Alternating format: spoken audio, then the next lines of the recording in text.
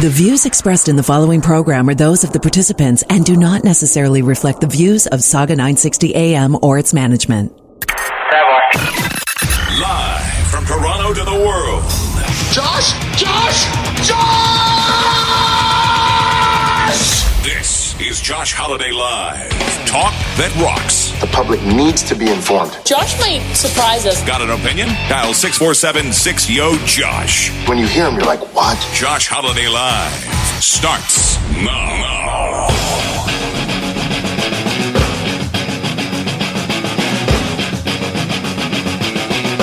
Yeah, we are live. Friday afternoon, just after 3, November 26th. G'day to you. Hope your week was good. If you're listening in the United States of America, happy Thanksgiving and Black Friday and holiday season. They get a little different there.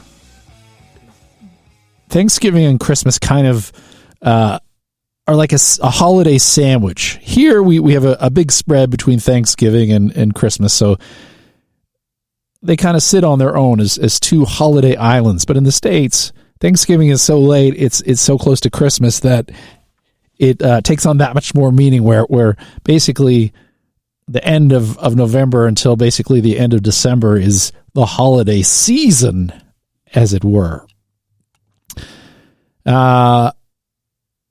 In any case, we are here. We are live. Our Thanksgiving is long gone, but our Christmas is coming soon, as you would be able to tell by Christmas music starting about a month ago on radio stations. I was at my house last night just watching television, and I have a dog. It's a small-ish dog, 20-pound beagle. It's a small beagle, sometimes called pocket beagles. His name is Boise, like Idaho. But he has some nicknames. The Boy, Cuddles. He has a bunch of nicknames, as I think a lot of dogs end up getting as they get to know their owners and their owners get to know them. So I've been working on a special project outside of doing this show here, which of course is the number one priority. But I've been working on a project that's taken up a lot of my time. And so my dog was staying with his Nana, my mother, last night. And he is, he's kind of a bit neurotic. He likes going in her backyard and chasing squirrels. A lot of times at night, he'll smell raccoons and he'll start growling at the door, and he will chase them up trees. I think there's some rabbits back there sometimes too. And then there's also a dog on just the other side of the back fence that when that dog's outside and my dog's outside, they have to go to the fence and snarl and growl at each other. Simply because the fence is there. I think if there's no fence, they probably just hang out. But it's the thing dogs do, where if they're fenced off from each other, they have to get all riled up. So last night I get a call around 9:45. I'm sort of settled in, watching some television, in for the night in my my terry shorts and a t-shirt. The phone rings. It's my mother. I think, okay, maybe she's having trouble with getting something on the television or is having computer issues, but no, she is in a panic. Oh my God, Boise got sprayed by a skunk. And so that was the start of my last night adventure. Boise got sprayed by a skunk. She was in a panic. You got to come up here now. Bring tomato juice. And I know tomato juice for a long, long time was sort of the go-to post-skunking dog remedy. But I thought that may have changed somehow. I know even some dog or pet stores have skunk shampoo, but I went online and under the American Humane Society, they had a bit of a recipe there where it's a combination of 3% peroxide, like a liter of that, or a quart, I should say, and then baking soda and dishwashing detergent. You kind of mix that up and put it on the dog, let him sit for 5 to 10 minutes, and then rinse, and then do it again. So I saw that online, and then I also called 24-Hour Vet, and they offered essentially the same suggestion. You just have to be cautious around the mouth and eyes of the dog. So I stopped by the drugstore, picked up the ingredients for this brew, and came up to my mother's house. I've had dogs get sprayed by skunks in the past. I had a beagle maybe 15 years ago. And I remember bringing him here to this house and dry heaving, essentially. He smelled so bad that as I was helping to wash him, I was dry heaving. So I was expecting the worst when I came up to my mother's house last night. And when I got out of the car in the driveway, I definitely smelled skunk. And she had on her front sort of porch area, she had leashed him up outside, and he was just wagging his tail when I came. And he definitely smelled of skunk, but I wasn't dry heaving or anything. And so our first rinse was outside on that front porch. And I should tell you that this dog of mine does not like water of any kind. If it's raining outside or even spitting, he tries to hide when it's time to go for a walk. He hates going to the groomer to get a bath. Occasionally I've given him a bath here, and he is always in a panic and wants nothing to do with it. It's always a two-person job. I'll come to my mother's house, and she has a little glassed-in shower. I go in there with the dog, and then her job is just to hold the door closed because he's so anxious to get out. So I knew this was going to be a tough task, but also that it would be probably the worst nightmare for my dog Boise. If you want to see a picture of him, I put it up on my Twitter. It's at Josh Holiday. 2 L's in Holiday. That's important to remember. I should check and see what the 1 L gets you. Hopefully it's nothing too crazy, but yeah, HOLLIDAY, Josh Holiday at. You can find the links to all the social stuff if you go to SAUGA960am.ca on the show page. All the socials are there: email, Instagram, Twitter. It's all there. In any case, so the first rinse with this brew was out on the front stoop. We put it on him, and it was cold because it wasn't exactly a warm night last night. So we put it on, and then we put some towels over him and let it soak for a little bit. And then when it came time to rinse him off, I brought him down into the basement, into the laundry room. There's a sink there. Put him in the sink. He was not excited about that and was struggling to get out. And then we had a bucket with some warm water, and we poured it on him. Then we put more of the solution on him, and I decided it was probably easier because he was just trying to jump out of that sink, that we go back to the shower, to the usual situation with this with his boy. So he got another rinse, and then another treatment, and then his regular shampoo, and he was I felt terrible. He was shaking, and he was not excited at all. And then as soon as he got out, he was running around under my mother's bed. I think it's probably partly because when he gets wet, it's a little itchy, I imagine. But the good news is I got him on my lap and put my nose right up against his fur, and if you didn't know, you couldn't really smell any skunk. So it seemed to work. And I think what may have happened is he probably didn't get a really heavy spray. If I had to try and guess or think about what the scenario was that he got sprayed in, I imagine he didn't know what this thing was. This skunk probably went to go up slowly and kind of investigate, and then got a little squirt in the face and took off. Because essentially it just, I think, was mostly around his head area and wasn't a really, really dry, heavy smell. So that was last night. I got up here around 10 and then left around midnight. So it was 2 hours of skunky goodness. It is Josh Holiday Live. We are live Friday, the 26th of November, bit after 3 p.m. You can call us anytime you like with any thought you have. Telephone number for the show is 647-6-YO-JOSH. That works out to 647-696-5674. On the sticking on the topic of dogs, on Tuesday night, I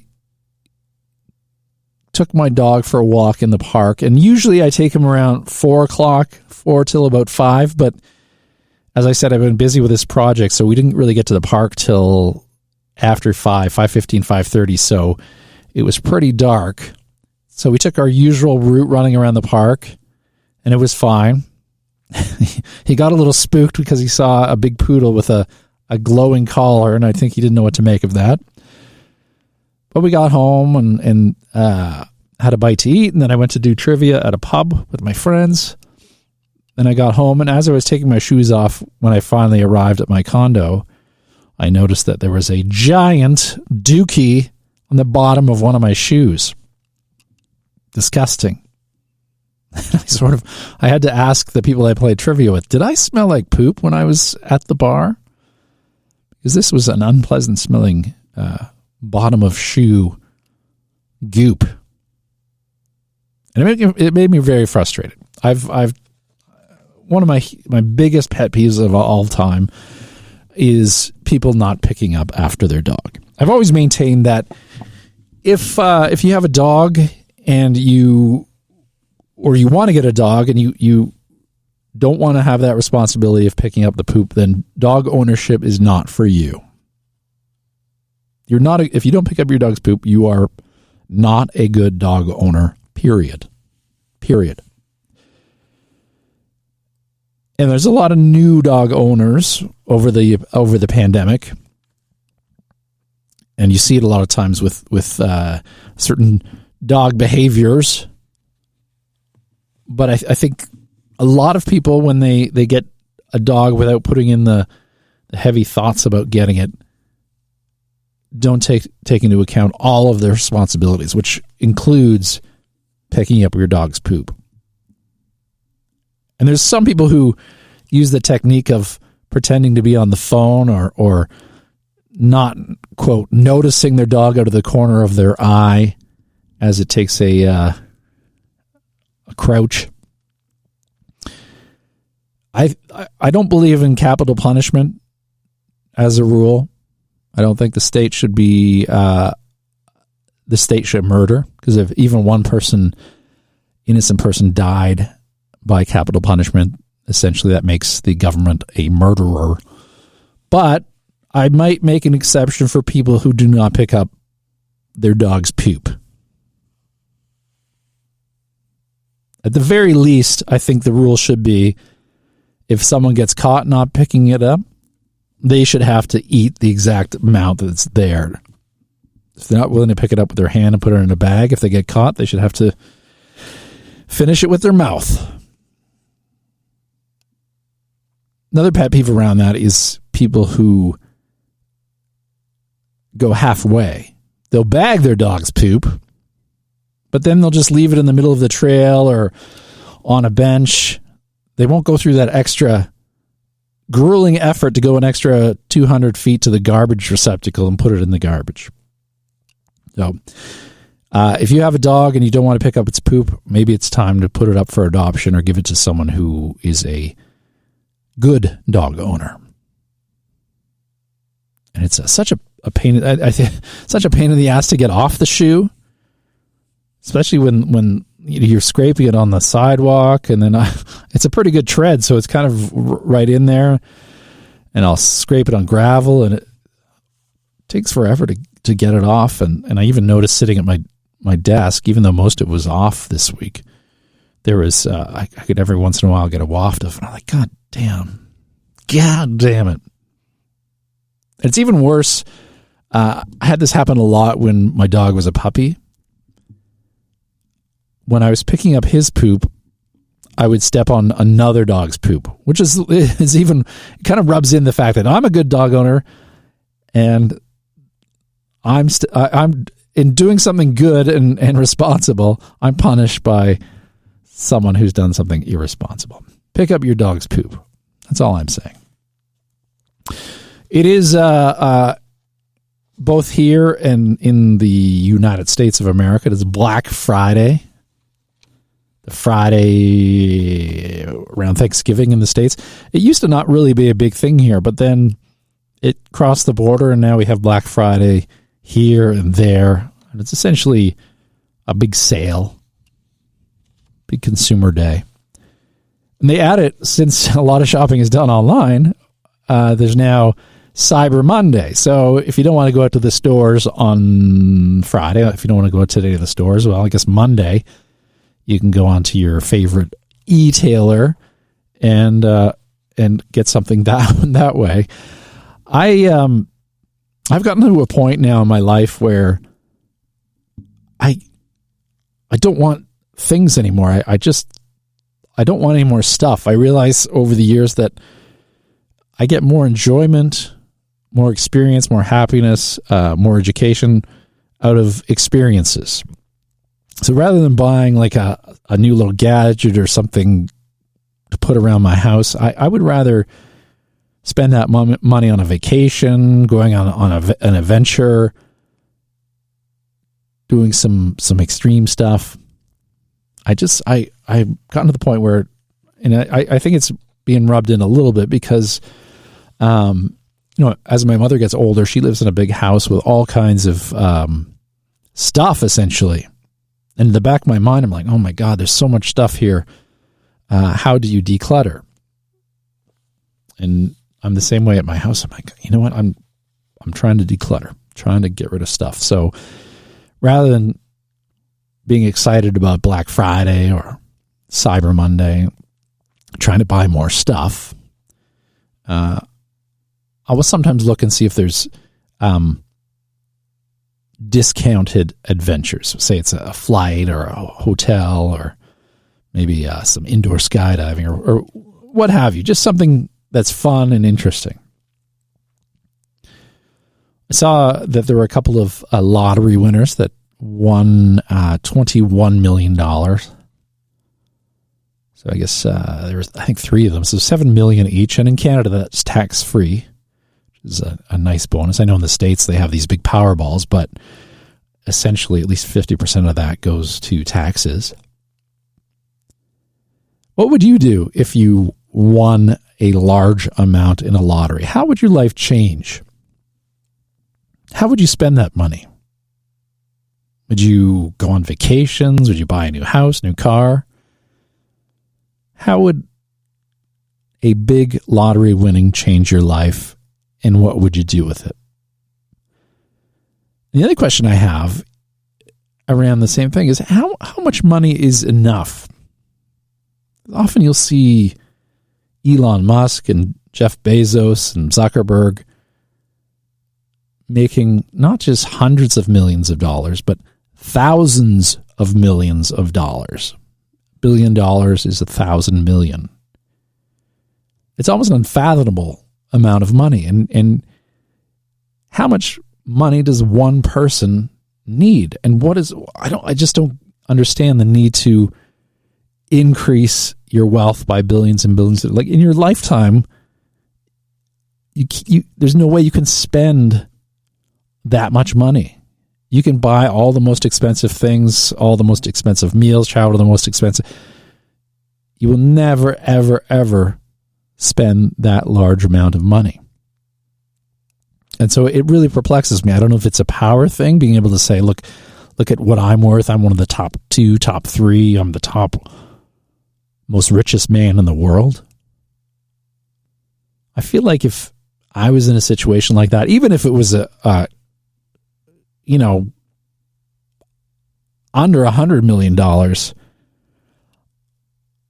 I don't think I'd be able to spend it in a lifetime. And I think a lot of it probably would go to friends, family, charities. Might start my own type of charity or some sort of animal rescue. But what about you? 2 questions for you. How much money is enough? What's the maximum amount that's enough? And if you were a lottery winner, what would be the first thing you would do with that money? You can give us a call here, 647-6-YO-JOSH. And if you want, you can tell us how you spend that money. In a year where our communities continue to face challenges, the holidays gives us the opportunity to give back to those less fortunate. Join us for the 4th Annual Streetsville Christmas Breakfast on Saturday, December 4th in support of the Eden Food for Change charity. Drive down to the Mississauga Convention Center at 75 Dairy Road West to enjoy a COVID-safe drive-through gourmet breakfast. Breakfast runs between 8 a.m. and 11 a.m. Come say hi to Santa and many first responders that have helped to keep our communities safe this past year. Visit streetsville.org to order your $25 gourmet breakfast and select your preferred drive-through time. Remember, kids eat free. Each vehicle will receive a gift bag valued at over $100. 100% of the proceeds benefit Eden Food for Change charity. So join us for the 4th Annual Streetsville Christmas Breakfast on Saturday, December 4th at the Mississauga Convention Center. For complete details, visit streetsville.org. Let's make the holidays a season all of us can enjoy. The holiday season is quickly approaching, and the Mississauga Steelheads will be hosting their annual Toys for Tots game when they take on the Kingston Frontenacs. It's the first time that Shane Wright, predicted #1 NHL draft pick, will be in Mississauga this season. The Steelheads encourage all fans attending to support the toy drive by bringing an unwrapped gift to the game. Help make a difference for families in need over the holidays, and join us Sunday, November the 28th at 2 p.m. For more information, call 905-502-7788 or send an email to info@MississaugaSteelheads.com. No radio? No problem. Stream us live on SAUGA960am.ca. You got something bugging you? You need to vent? This is your unfiltered megaphone. Dial 647-6-YO-JOSH now to be heard. Talk that rocks. Josh Holiday Live.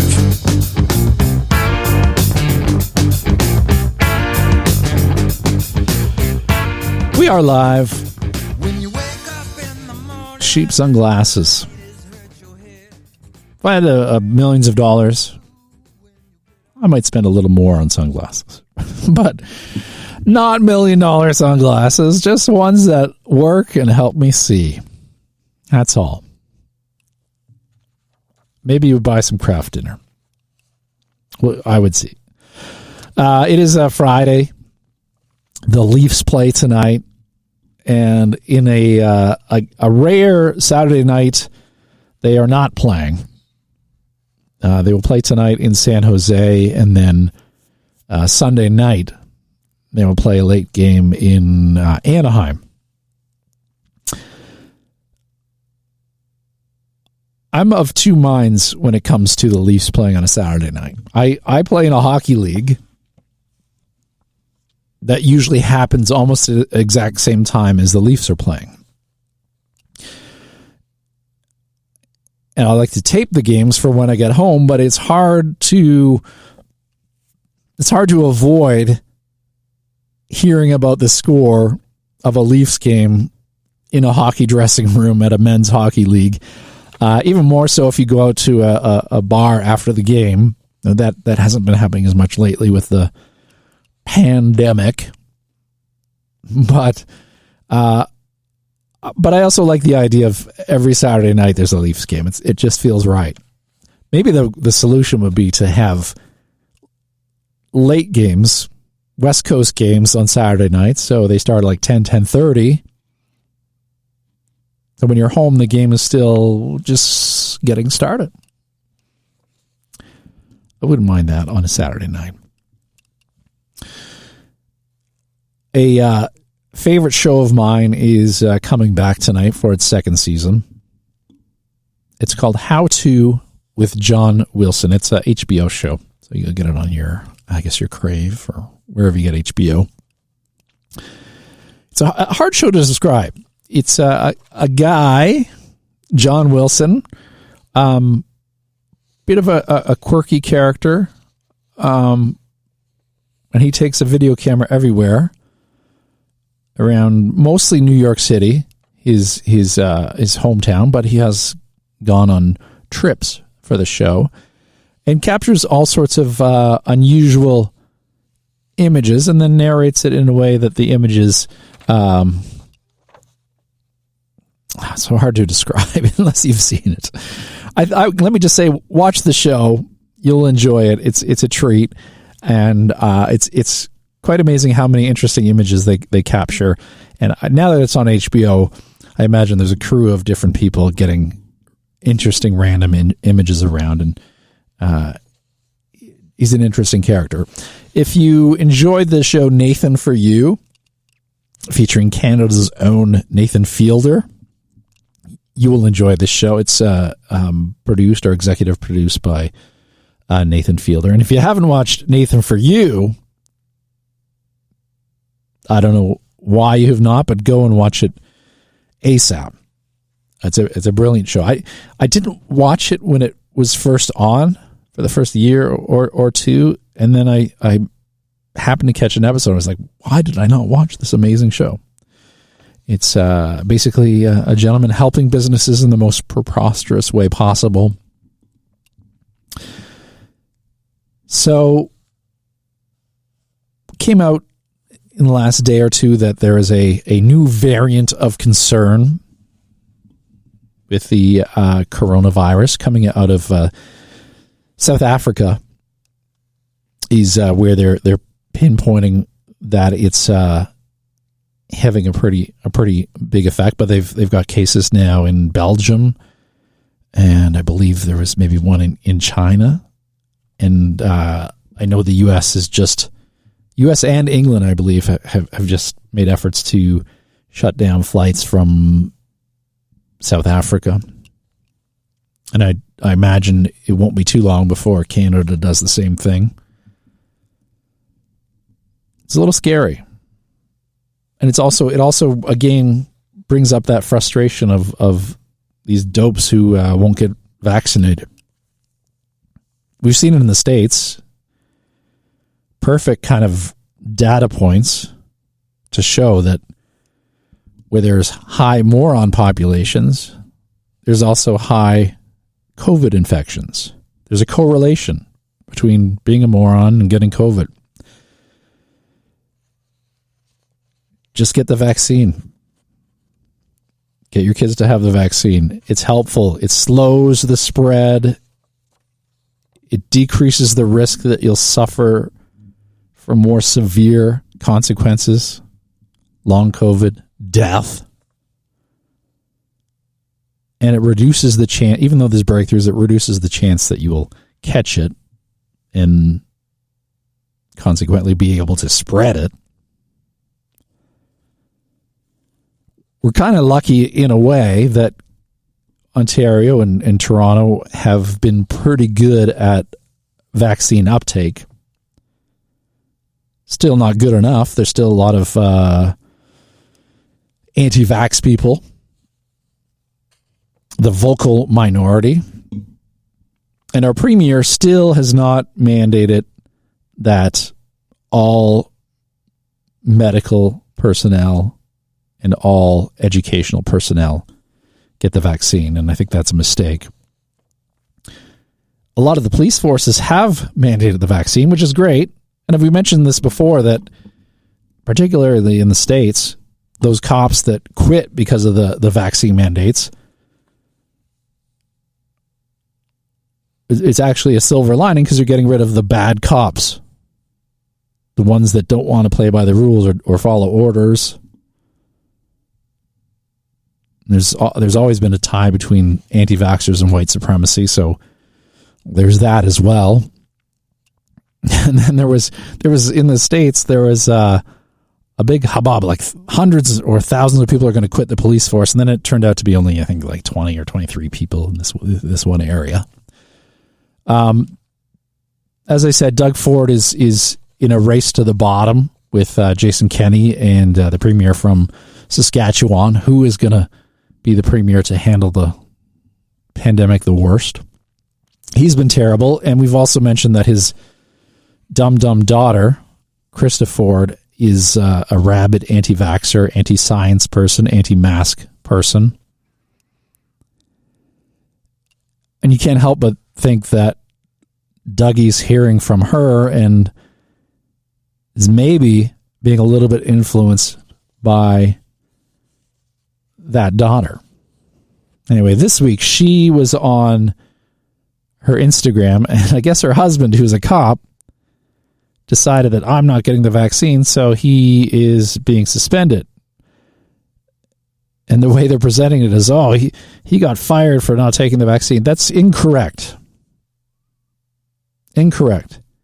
He lost his job because he was insubordinate. He lost his job because he doesn't want to do something that is a part of that job. It's like if he showed up in a t-shirt. I'm anti-uniforms. I can't believe they fired me because I wore a t-shirt instead of my police uniform. Anyway, here is legendary dumb Krista Ford talking about her husband. In a year. That's not it. Let's try this one. Have to have faith. Please have faith. I really do believe justice will prevail. I'm telling you guys, God wins every single time. I do believe the people behind all of this will be held accountable. Don't know when, but I truly believe God wins. Evil does not win. Evil doesn't win. So we kind of knew this was coming. Dave was very hopeful that it wouldn't come. We know that the services and the resources are extremely limited, and it would just be so silly to send a very well-trained officers home on unpaid leave in a time like this. But unfortunately, they made a very silly decision. We still hope and pray that they will overturn their silly decision and that these amazing officers, firefighters, nurses, teachers, everyone that has been sent on unpaid leave get to go back to doing what they love. Because we certainly know that these careers that are being taken from people are careers that people have spent their life either working towards or working for. So we're very hopeful that justice will prevail and allow the men and women to go back to work. Yeah, not so bright. Not the brightest. That's Doug Ford's daughter, anti-vaxxer, anti-science. I think God would want you to get the vaccine. I think God would want to help people and stop people from dying. So I don't think God is on your side if you believe. And she mentioned healthcare workers in there as well. And I've said this in the past. If you're in healthcare and you are anti-vax, you don't want to get the vax, you've chosen the wrong profession. Your profession is all about science and medicine, following the facts. And if that's something you don't want to do, then you've chosen the wrong profession. And maybe it's good that you quit because you don't want to get a miracle drug. I thought it was interesting that Chapman's Ice Cream, the ice cream company, decided to give their vaccinated workers an extra $1 per hour in pay. And I thought, that's great.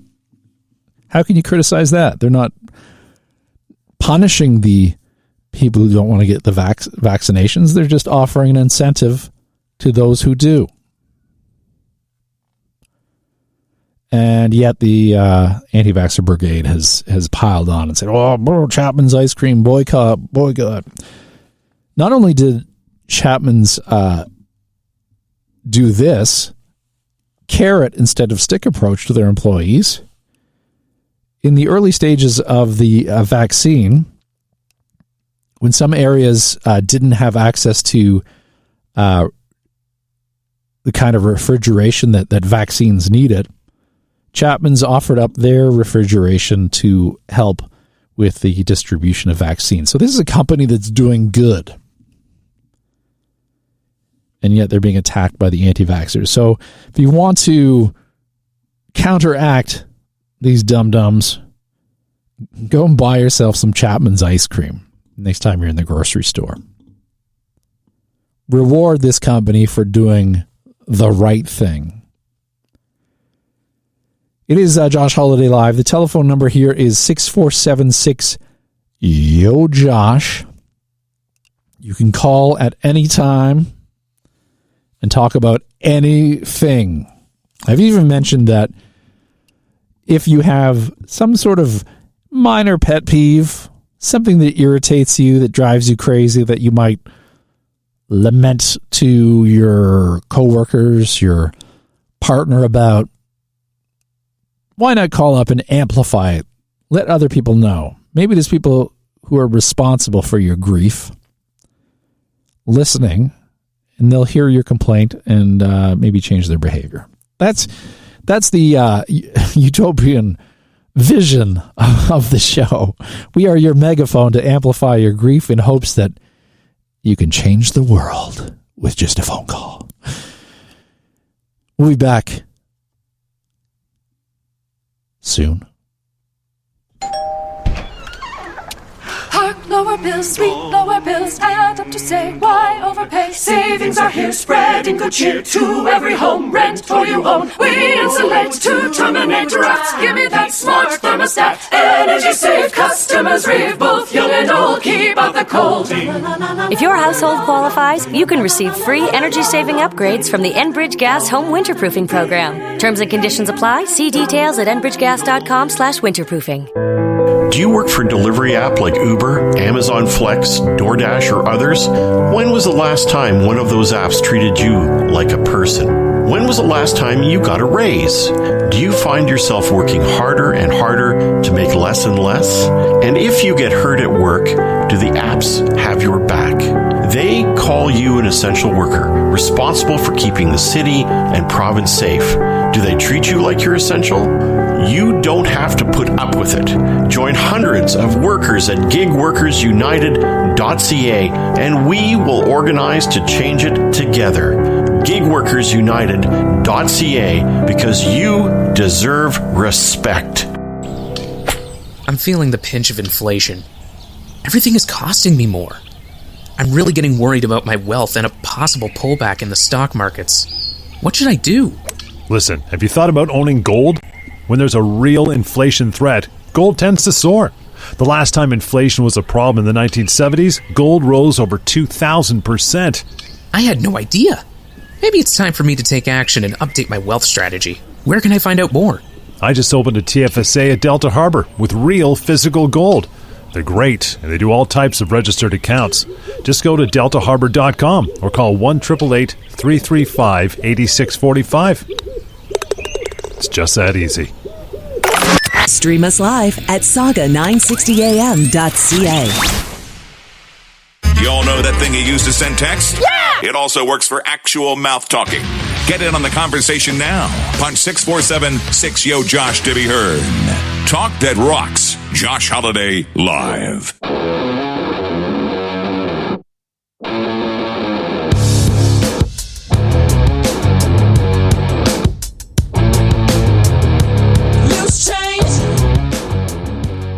Yeah, Royal Blood.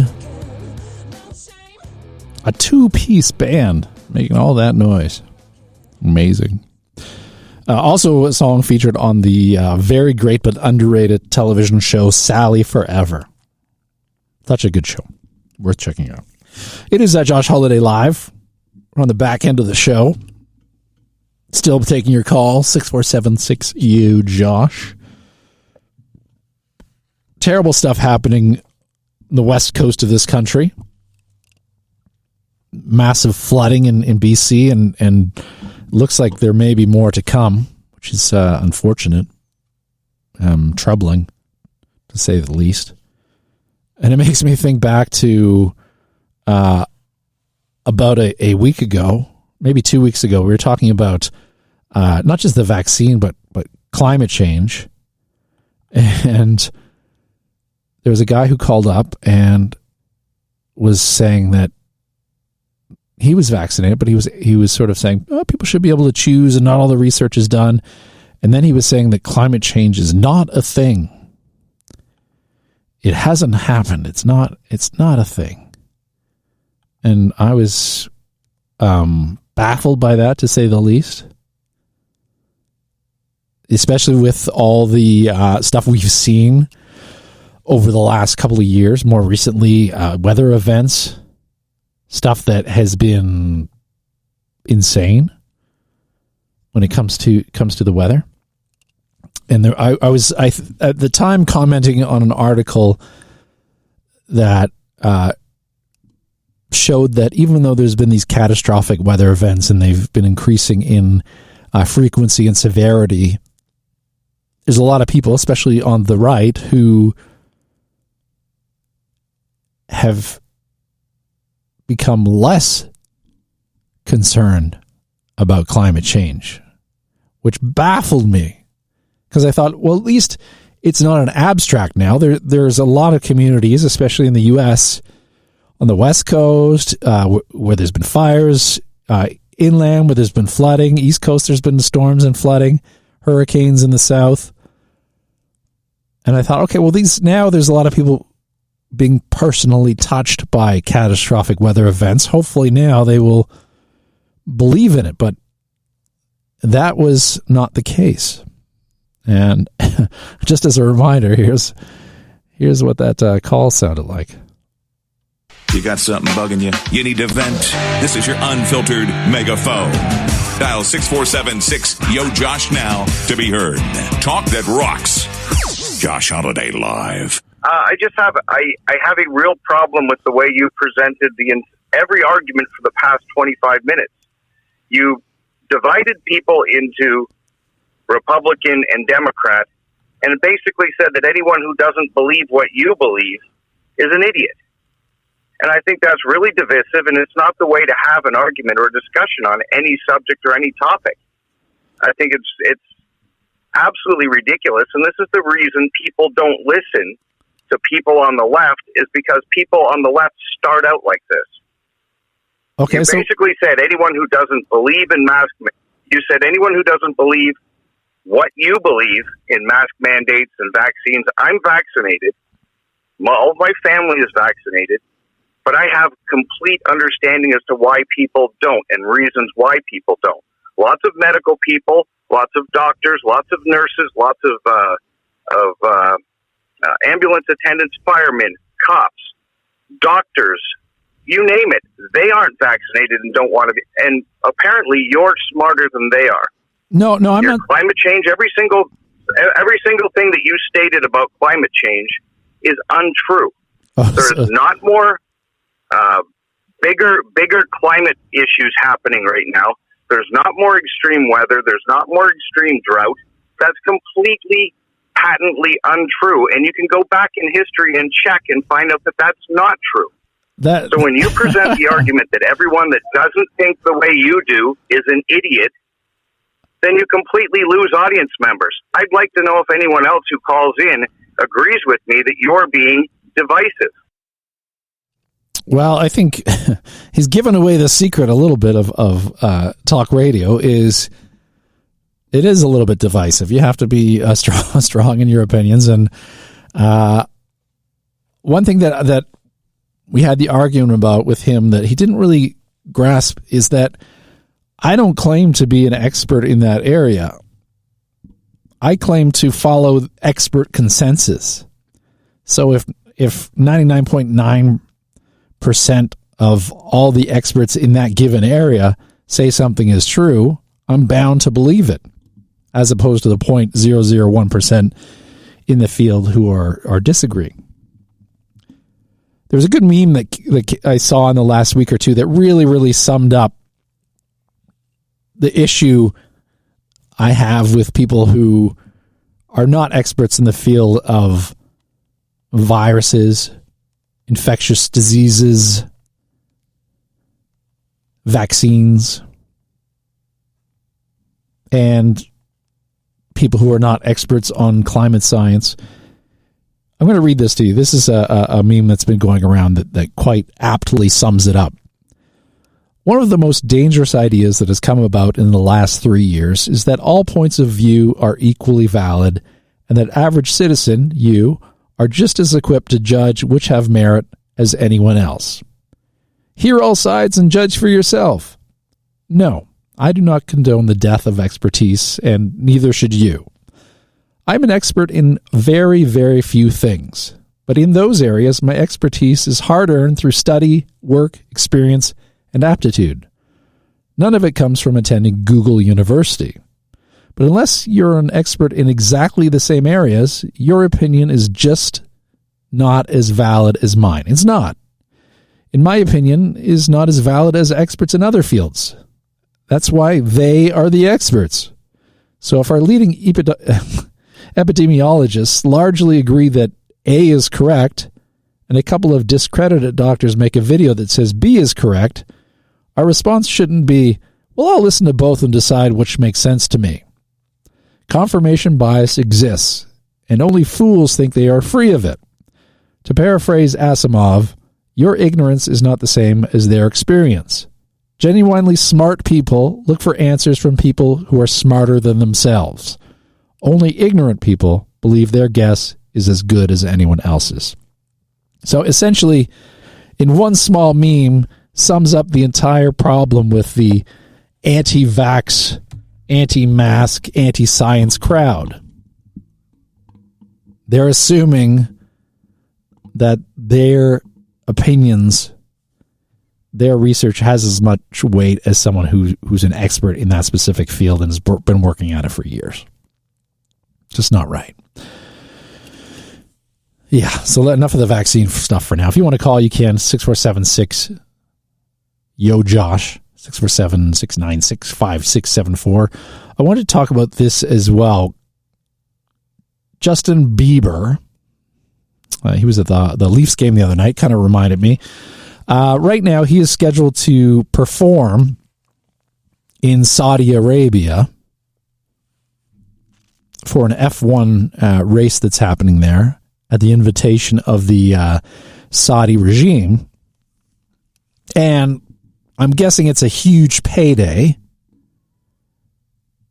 It's a very, very wealthy regime, billions and billions of dollars. So I'm sure it's a giant payday to get him over there specifically. There's another couple of artists on there as well. A$AP Rocky, David Guetta, Tiesto, and Jason Derulo. So more of a DJ culture thing. But there's pressure now to cancel that performance because Saudi Arabia is a murderous regime. They murdered a journalist, Jamal Khashoggi, who was writing about them in a not so positive way. It was a premeditated, pre-planned murder ordered by the top people by MBS, essentially the top of the Saudi regime. And in having this concert and this event, SBS is trying to make himself more popular with the people, trying to buy his way into their hearts. And Justin Bieber is a part of that. And so there's pressure on. I haven't seen any comment from him yet, and the concert's approaching quickly. but essentially he is helping a murderous regime by performing in Saudi Arabia. It's not the first time something like this has happened.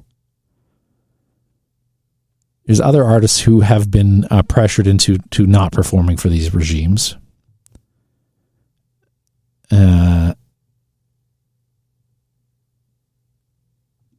There's pressure on Nicki Minaj in 2019. She pulled out, canceled her appearance, saying that she wanted to show support for women's rights, gay rights, and freedom of expression. So it's not unheard of, and I guess we will have to wait and see whether Justin Bieber pulls out. Hopefully the pressure continues, because it's not good. Not a good look at all.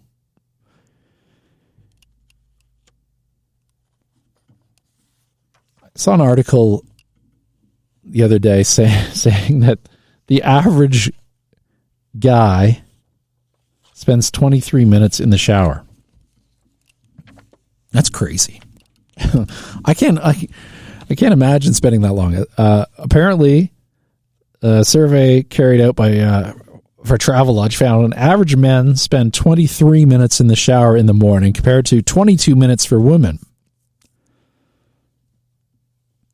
That's the average. 23 minutes in the shower in the morning. So there's people who are taking half-hour showers. I can't imagine that. I'm usually essentially getting up as late as I can and still being able to make it to work in time. So if I'm taking a shower before work, I'm taking a quickie so that I don't have to get up so early. The only time I can remember really taking a long shower is when I was younger. We used to go to this fitness club as a family, and they had these showers with just tremendous pressure. It was just like a almost fire hose level pressure in hot water, and I would just sit in that shower until my parents would come and coax me out of it. But I don't know what I'd do. Well, I know what some people may do at that time, but I'd run out of things to do. I basically, my shower routine, my secret, letting you know a secret here, is I get in the shower, put some shampoo on my head, do the underarms, do the groinal area and the bummel area with soap. Then I rinse that soap from the groinal and the bummel and the under the arms area. And then I put some face wash on and let it sit there. And then I put some soap under the underarms the second time and in the groinal area a second time. And then I rinse everything off, and that's that. You don't need a lot of soap. You just got to get in there and do your thing and get out. As I am segueing to saying right now, I'm going to get out of the show. You have yourself an amazing weekend, and we will see you here next week, right around the same time. If you want to get in touch, get on the website, SAUGA960am.ca, and you can find all the social links and all that stuff. And you can leave a message anytime, 6476 Yo Josh. Take care. Turn on the lights, open the shades. The show's over, but the conversation continues. On Twitter at Josh Holiday, on the web at joshholidaylive.com, and hear missed episodes on your favorite podcatcher. Talk that rocks. Josh Holiday Live.